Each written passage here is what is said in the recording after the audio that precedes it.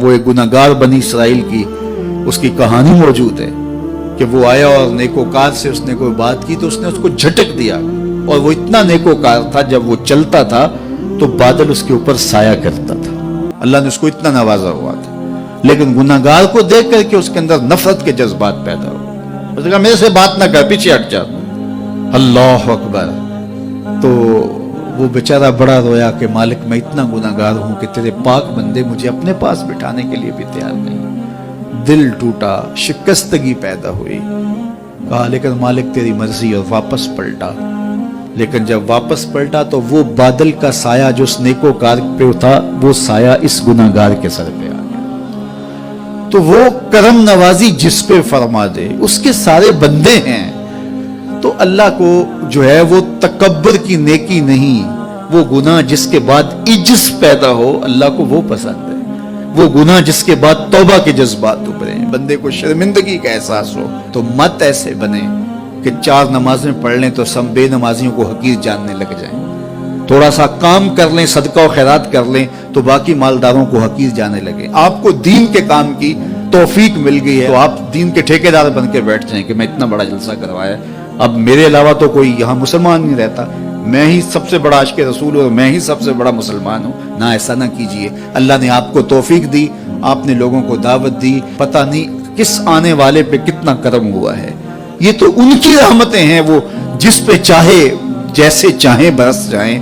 हम कोई ठेकेदार थोड़े हैं, हम तो नौकरी करने वाले हैं, हम तो जूते उठाने वाले हैं। हो सकता है किसके सदके मेरे वालिद गिरामी मुझे याद आते हैं, वो मुझे फरमाया करते थे जब गुफ्तगू के लिए निकलने लगे और लोगों का हुजूम होने लगा, तो वो मुरब्बी थे बड़े, और बड़ी हिकमत के साथ जो है वो कोई ना कोई बात समझाते रहते थे। तो एक दिन फरमाने लगे कि एक खतीब था, बज़ाहिर अच्छा किताब करता लेकिन अंदर से वो इतना अच्छा नहीं था। तो जब वो फौत हो गया तो वो बख्शा गया, तो उसने अल्लाह से कहा कि मेरे मालिक, मेरा तो कोई अमल ही नहीं है कि मेरी बख्शिश होगी और मेरी मग़फ़िरत हो गई।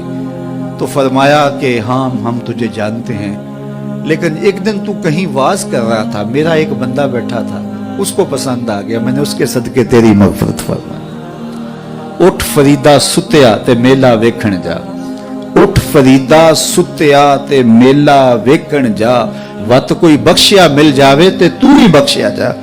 तो पता नहीं किसके सदके से अल्लाह रहमतों का नज़ूल फरमाता है। बेअमल को देख करके उससे नफरत नहीं है, नफरत तो गुनाह से है, गुनाहगार से नहीं है। लेकिन कोशिश की जाए कि ये अमले बद छोड़ दे।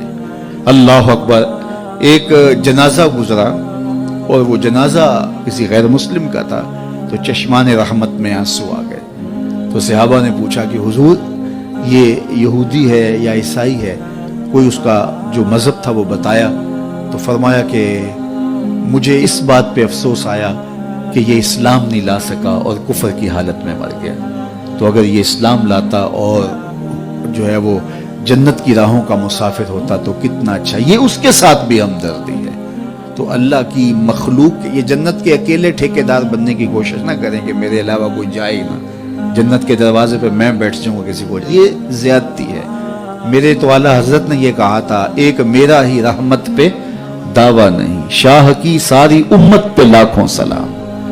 तो इसलिए उम्मत साजी की एक तो कोशिश करिए, अपने अंदर बाहमी छोटे छोटे नज़ा इख्तलाफ, ये इंसानी फितरत है। इंसान के अंदर तबाह के अंदर इख्तलाफ है, तरजीहात के अंदर जो है वो इख्तलाफ है, अपने अपने मिजाज के अंदर तफावत होता है।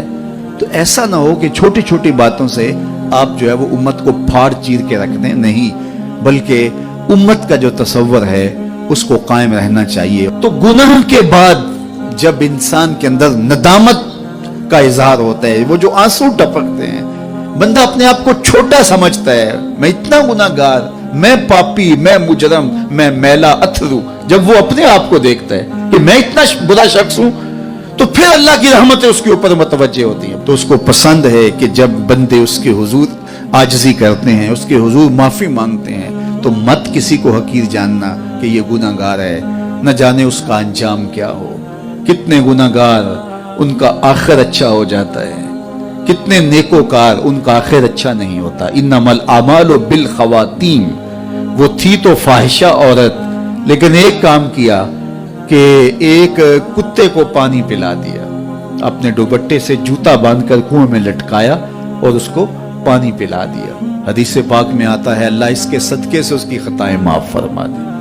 اور ایک نے بلی کو مار دیا خاتون کو، اور وہ جہنم کی آگ میں جلنے لگی۔ اس لیے کون کس کا انجام کیا ہوتا ہے؟ ہمارے بزرگ فرماتے ہیں کہ بچے سے پیار کرو کہ اس کے گناہ کم ہیں، اور بڑے سے پیار کرو اس کی نیکیاں زیادہ ہیں، اس کی نیکیاں زیادہ ہیں۔ چھوٹے سے اس لیے پیار کہ اس کے گناہ کم ہوں گے، اور بڑے سے اس لیے پیار کہ اس کی نیکیاں زیادہ ہوں گی۔ اور اسی طرح جو ہے وہ خیال کرو کہ ہو سکتا ہے اس کا انجام بخیر ہو جائے اور اس کا آخر کتنا خوبصورت ہو۔ تو مت کسی کو حقیر جانیے گا، ایک میرا ہی رحمت پہ دعویٰ نہیں، شاہ کی ساری امت پہ لاکھوں سلام۔ تو حضور کی امت سے پیار کرو، مخلوق خدا کو جوڑنے کی کوشش کرو۔